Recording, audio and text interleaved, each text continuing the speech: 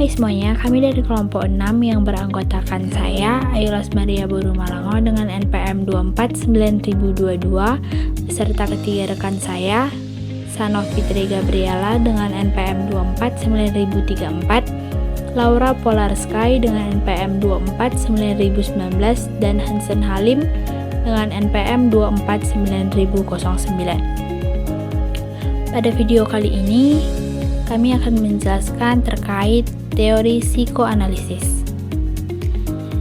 Teori kepribadian oleh Sigmund Freud. Teori psikoanalisis dicetuskan oleh Sigmund Freud, seseorang pria berkebangsaan Austria.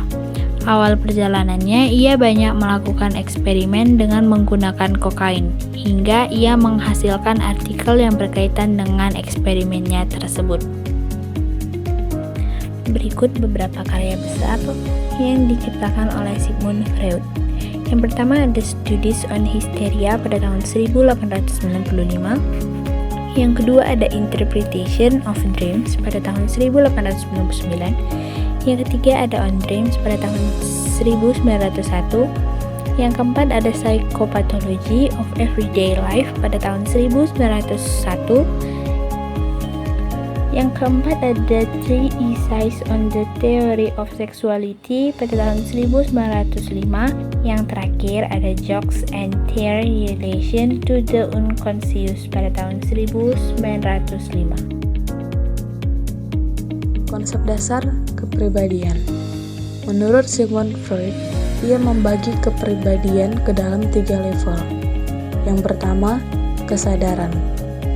Kesadaran merupakan segala esensi dan persepsi yang kita sadari pada saat ini. Yang kedua, bawah sadar. Bawah sadar berisi semua dorongan atau insting yang tidak kita sadari, tapi ternyata berpengaruh terhadap perkataan, perasaan, ataupun perilaku kita. Yang ketiga, prakesadaran. Prakesadaran ini berada di tengah-tengah kesadaran dan bawah sadar, yang dimana level ini berisi pikiran yang berada di bawah sadar, tetapi bisa timbul ke kesadaran. Freud juga mengenalkan 3 struktur dasar kepribadian, yaitu id, ego, dan superego. Id sepenuhnya berada di bawah alam sadar, dan ia berkaitan erat dengan pleasure principle. Sedangkan ego, satu-satunya yang berhubungan dengan alam sadar, ia bertanggung jawab terhadap reality principle.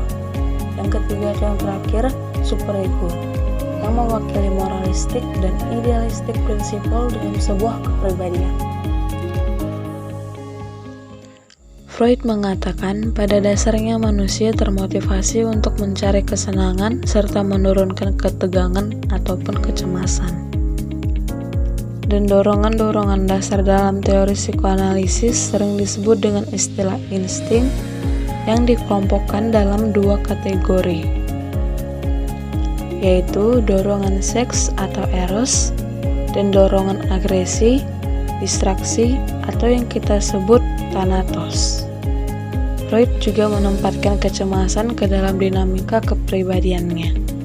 Ada 3 jenis kecemasan, antara lain neurosis, moral, dan realistis. Dan salah satu cara untuk mengurangi kecemasan dalam teori psikoanalisis dikenal dengan mekanisme pertahanan diri. Dan pada dasarnya, mekanisme pertahanan diri adalah suatu hal yang normal dan digunakan secara universal oleh setiap orang. Namun, ketika itu dilakukan secara ekstrim dan berlebihan, akan mengarahkan pada perilaku neurotik. Beberapa bentuk dari mekanisme pertahanan diri antara lain represi, pembentukan reaksi, pengalihan, fiksasi, regresi, bereaksi, introyeksi, dan sublimasi. Materi selanjutnya yaitu tahap perkembangan kepribadian.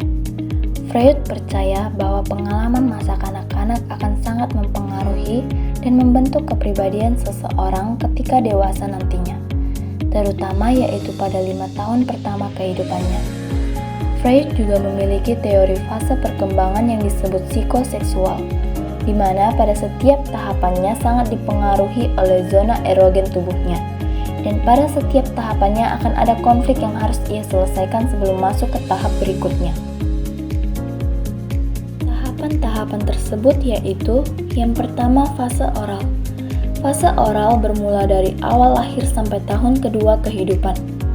Fokus kekuasaannya berada di mulut, seperti menggigit, menghisap, dan menelan. Ada dua perilaku pada tahap ini yang cukup dominan, yaitu oral incorporative behavior, seperti menelan, dan oral sadistic behavior, seperti meludah ataupun menggigit.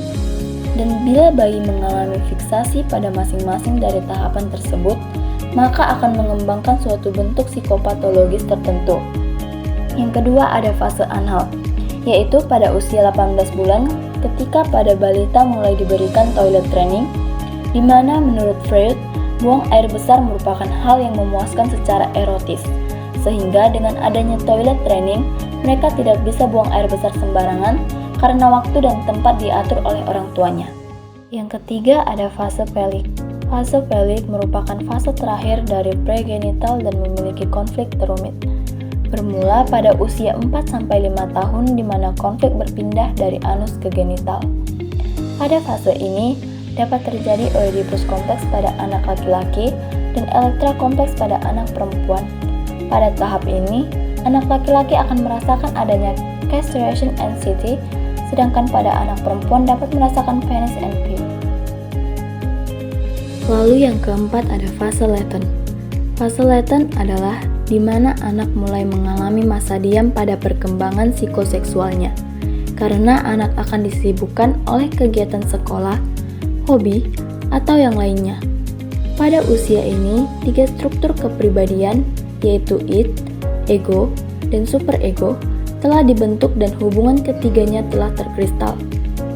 Fase yang selanjutnya, yaitu fase yang kelima, fase genital. Fase genital dimulai ketika masa pubertas, di mana pada tahap ini hanya memiliki sedikit konflik dan tidak seintens fase sebelumnya. Freud tidak berfokus pada perkembangan setelah pubertas karena menurut Freud, perilaku ketika dewasa ditentukan oleh masa kanak-kanak. Teman-teman, selanjutnya saya akan melanjutkan materinya, yaitu psikopatologi. Psikoanalisis memandang bahwa psikopatologi muncul karena adanya kejadian traumatis pada masa lalu yang ternyata berusaha ia tekan ke bawah alam sadar. Dari sana Freud mengembangkan teknik-teknik terapeutik yang meliputi 1. Asosiasi bebas. Pasien diminta untuk mengutarakan segala pikiran yang muncul di benaknya pertama kali, dan tidak peduli betapa menyakitkan atau memalukan ingatan-ingatan tersebut. Dari sana, Freud melakukan interpretasi. Kedua, yaitu analisis mimpi, di mana terapis akan menginterpretasi mimpi-mimpi yang dialami oleh klien-klien yang berdasarkan simbol-simbol yang muncul. Menurut teori psikoanalisis, mimpi menginterpretasikan keinginan, ketakutan, maupun konflik yang ditekan ke alam bawah sadar. Dari banyaknya teori psikoanalisis memiliki posisi tersendiri dalam teori-teori kepribadian di psikologi. Melalui paradigma psikoanalisisnya, teori ini berusaha untuk memahami manusia dari permukaan terluar hingga bagian terdalamnya, yaitu ketidaksadaran. Sebagaimana gunung es yang tampaknya besar di permukaan, bisa saja hanya bagian kecil dari keseluruhan gunung es seutuhnya. Sigmund Freud juga pernah berkata, "Turn your eyes inward, look into your own depth, learn to first know yourself." Arahkan pandanganmu ke dalam, lihatlah ke dalam dirimu sendiri. Lalu belajarlah mengenal dirimu sendiri terlebih dahulu. Sekian presentasi dari kelompok kami. Jika ada salah kata dan apapun itu mohon dimaafkan. Terima kasih teman-teman.